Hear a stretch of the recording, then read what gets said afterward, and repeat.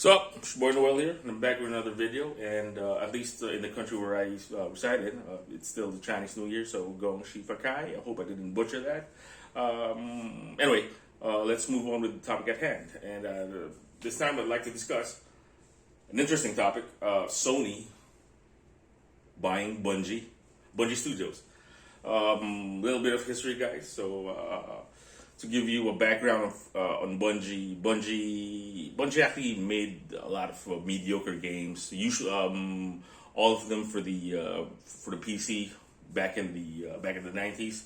The most popular of which was Marathon, which was which in itself was a very mediocre first-person shooter in itself. But you know. They had this game in development, which apparently impressed Microsoft's. In fact, which impressed Bill Gates himself of Microsoft, which led to Microsoft purchasing Bungie back in 2000. So what happened? Okay, case in point, I got here a vintage copy of Halo. I said this is like this game's more than 20 years old. This one was released back in November 2001, I believe so. All right, so if you guys can see it here, yeah.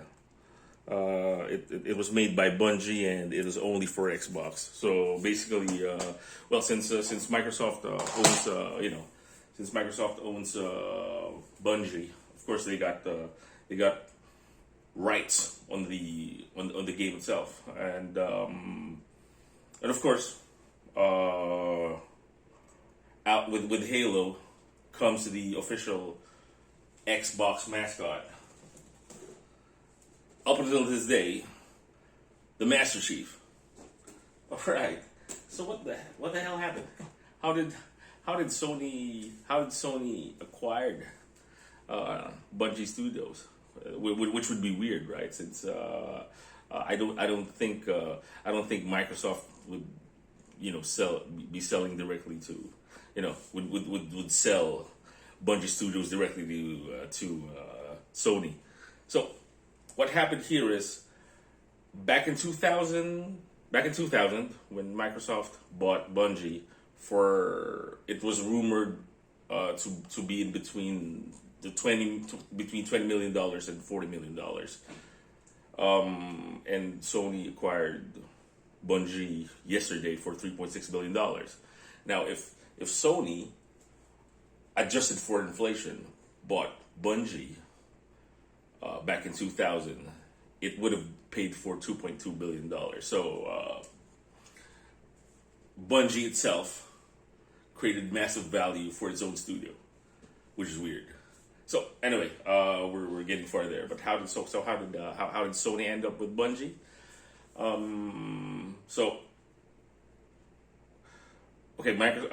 Microsoft bought Bungie back in 2000, and then Bungie developed like 5 exclusive games for them, namely Halo 1, 2, and 3, and then Halo Reach, and then Halo 3 ODST. Yeah, so Halo Wars was developed by another studio, 343 Industries. Okay, and but what happened there? But what happened is back in 2007, Microsoft, weirdly enough, spun off Bungie. So what happened is that they decided to break up.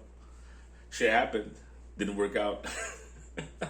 So anyway, Microsoft spun off Bungie, and Bungie in itself developed, after being spun off by Microsoft, developed a game called Destiny. Yeah, the same Destiny that is owned exclusively by Activision Blizzard. And you know what happened to Activision Blizzard? Activision Blizzard was bought by Microsoft 2 weeks ago for $70 billion. Okay, so which puts them in a tough spot, since Microsoft owns rights. Owns Activision now, which in itself owns the character Crash Bandicoot. Crash Bandicoot is one of the original PlayStation mascots. But now, Sony owns Bungie, who originally developed, Halo. But Bungie doesn't. When Microsoft spun off Bungie, part of the deal was they will be owning the rights, the IP, the intellectual property of Halo. So that was the deal. Yeah. So but bit of interesting history. So what the hell is all of this posterizing? If you ask me, it's more of it actually makes business sense. If you've known, Sony has been kicking Microsoft's ass ever since Microsoft entered the console market, the video game console market in 2001. Sure, there's some years there where the Xbox 360 sold more than PlayStation units for a set period of years, but eventually Sony's production caught up, and then ultimately there were more PlayStation 3 consoles sold than Xbox 360 consoles. So just to give you the bottom line here, even though Microsoft had a 2-year head start when they released on that particular generation of video game consoles. So what I'm trying to say here is that Microsoft has been catching up to Sony in hardware sales, but it gets more complicated than that. In reality, if it makes business sense, is because there's no reason there's actually no recent data yet available for 2021 and 2022. The most recent estimate is that as of 2020, the video game industry is $173 billion industry, as in hell yeah. And $90 billion of that $173 billion is software. What is software? Games. And Microsoft is the most dominant software developer on the planet. Sure, you can get cute with Apple. Sure, you can. Okay, but anyway, kidding aside, Microsoft, when it acquired Activision Blizzard, in fact, if you analyze even further back with Microsoft, who bought Bethesda. I don't know if I'm saying that correctly. Bethesda parent ZeniMax Media 2 years ago or a year ago, I forgot. It meaning Microsoft stopped caring about these console wars. Although sure, it's a big chunk of money, but since in video game economic speak, software is where the bulk of the money is. As in Microsoft has put itself in a position where it doesn't really care anymore. Since now it owns Activision, and sure, they could like, what do you call that? They could like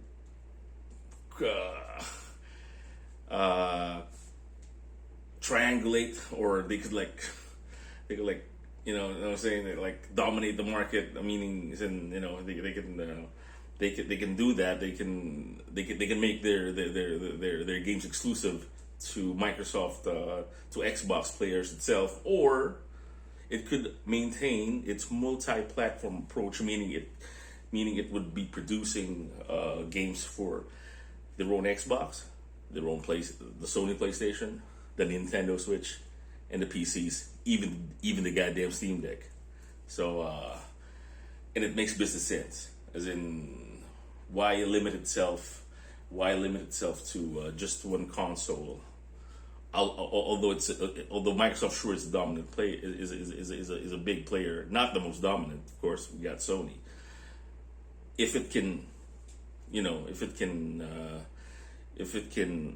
be available in all platforms, just which is straight from the original Microsoft playbook when it first licensed the Microsoft disk operating system for IBM back in 1982. You know, remember the deal? William H. Gates III and Paul Allen and I think it was Paul Ballmer negotiated with the IBM execs that they have a disk operating that they have an OS operating system for their IBM. I forgot the PC name, but for their IBM computer. But it would not sell the MS-DOS directly to them, but rather licensing it, making it available for purchase. Which is which back then IBM thought, yeah, sure, since it will cost a fraction of rather than acquiring them, which would have been which in hindsight would have made them more business sense, but back then, sure, they justified it since if you think about it, Microsoft was an untested company, so they probably didn't deal with that. Did deal with them in that sort of way, at least with the licensing stuff. They'll be they can minimize their losses if ever there was a meltdown or something, which didn't happen. Okay, so I think I've been digressing so much. So anyway, so that's it. Sony bought Bungie for $3.6 billion, and does that make sense? Maybe, since over the years, if there's one thing where Microsoft kicks Sony's or the PlayStation's ass, it would be the what do you call that? The fantasy first-person shooter market. As in, ever since Microsoft came out with Halo, it's been kicking Sony's ass. Sure, Sony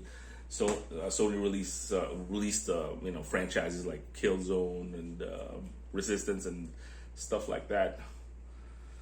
Yeah, but couldn't. But they couldn't put up with Microsoft. Anyway, yeah. So yeah, I've been rambling for a long time. So